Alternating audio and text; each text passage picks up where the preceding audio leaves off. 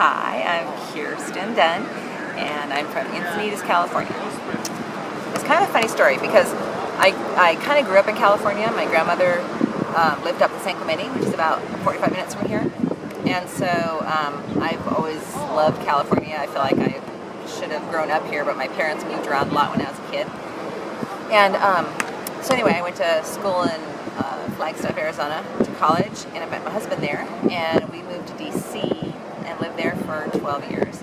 And then he was always eyeing jobs in San Diego because the Navy has a facility down there, and we thought it'd be great to come back west to be close to our families. My grandma was still here, my dad and his new wife were here, and so we were always kind of eyeing it to come back.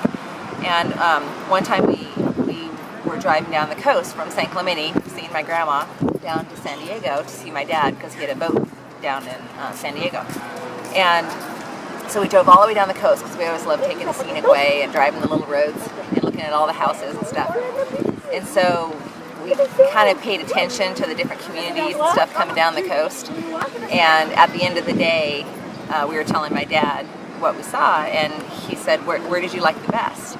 And I said, Leucadia. And so did Steve. Steve liked Leucadia too. Well, Leucadia is part of Encinitas now. So little did we know, 10 years before we even moved here, that we would end up exactly where we wanted to be. So I just feel so incredibly blessed to be able to live here. When we moved to California, the prices were super high, and we couldn't afford anything close to the coast. So we lived inland for 2 years. And it was just because of the timing of buying that house that we were able to sell it 2 years later for enough money to afford to buy in Encinitas. So that was it was kismet. It was meant to be. I think when I say that, I've always loved California and always kind of felt like I belonged here, the ocean that's what, to me, California is. I mean, it's a lot of other things now that I'm an adult and we've traveled around more, and because it has the desert and the mountains and it has everything. But the coast is just, we've always taken roads that go as close to the coast as possible, and we've always checked out every beach access, to take a glimpse at the coast. My kids and even my husband sometimes just rolls his eyes because I could beach comb and be on the beach just for hours and hours and hours. I just love it. What it is, it's the smell. I think something that's pretty magical about the ocean is there's so many things we don't know about it. There's so much undiscovered.